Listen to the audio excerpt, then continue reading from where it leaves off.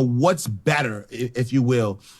Is it better to deduct most of your expenses to minimize your tax liability, or do you want to show that money so that way when you go to a bank, you can show that you can handle the loan? So here's the play. You ready? Okay. I recommend, the year that you're about to go apply for these loans and get these buildings and get these cars, that year we can recognize some high income, right? We can then go get the loans. And then once we get approved for the loans, we can go file an amended return, go recapture all those deductions, right? And then now you got the property, right? Now you got the cars or whatever. And then you file an amended return. It'll take you 6 to 8 weeks, but now you'll get all your money back. Wait. And we can legally do this. We can legally do this.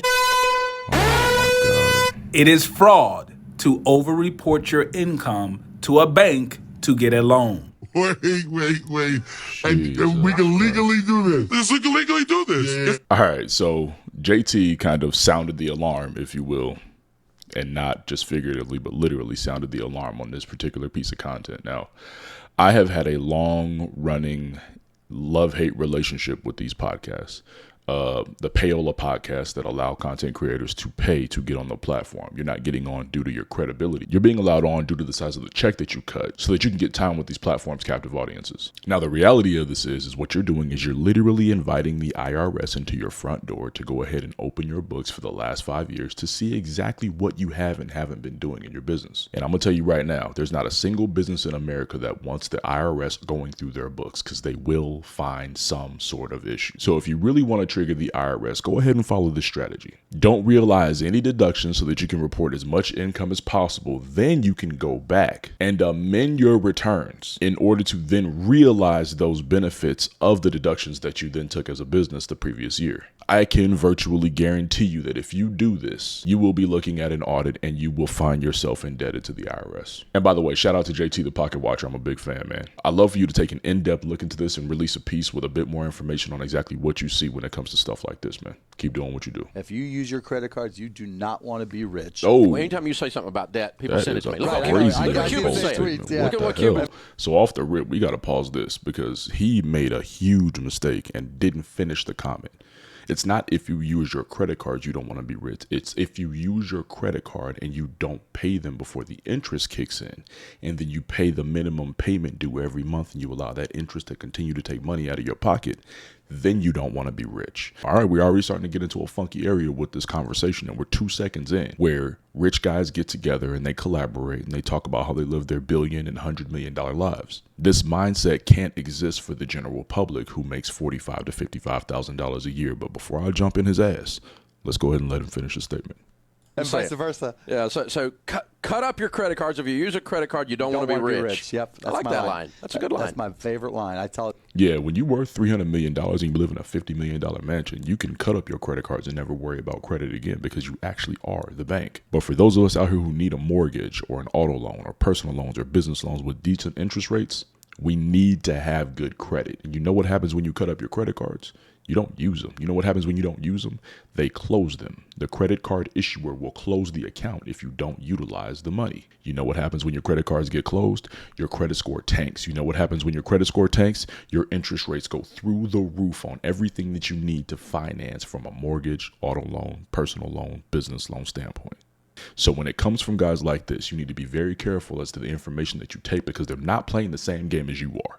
Quite personally, I think this is not only unfair, but borderline irresponsible for them to talk like this in front of the public. Have these conversations in closed-door sessions. Don't make people feel stupid and insolent for using credit when that's the way that 99% of the American life functions. I tell people all the time. People then they ask me, well, where's the best place to invest? I said, your best place to invest is to pay off all your credit cards and burn them. Because your credit card, you know what your return is, right? If you get off, you're paying 15, 20% interest. If you pay that down, you just earn 15 or 20%. Folks, I've told you 100 times, and Forbes 400 wealthiest people in North America, when surveyed, asked what's the way to build wealth, what's the number one way to build wealth. 75% of wealthy people, not your broke brother-in-law with an opinion, but wealthy people say, get out of debt and stay out of debt. Yep. Because it gives you power over your largest wealth-building tool, which is your income. All right, so guys, take this information with a grain of salt.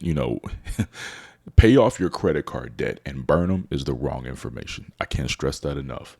What he should have said was pay off your credit card debt and learn how to use it wisely. Learn how to budget, learn how to spend within your means, and make sure you never pay a dime of interest to the banks again. This way, not only will you continue to build your credit score up until the elite status, but you will also benefit from all of the rewards and perks that come from great credit and premier credit cards. Now, when it comes down to business advice, Mark Cuban is going to be really good. It's at the top of the list. Now, when it comes to personal finance, when it comes to saving and getting out of debt, Dave Ramsey is second to none. But when it comes to credit cards, be very, very careful who you listen to. This is my biggest issue with humans as a whole. Yeah. The culture would say Birkin bag, all Richard, all this, all that. Right. The going rate for an average Richard meal is what? It's 130, 150. 130. Yeah. We're talking about 130,000 out of $130, correct? Yeah, 130. 130,000. Yeah. So as far as, let's go to purses, because the Richard is for the male. Right. How much does a Birkin bag cost? I think they go for like 50 or somewhere around there. 50,000 or 50? 50,000. Everything is in thousands Okay. on the top. Thank you so much. So Everything is a $50,000 bag, right? What's more important,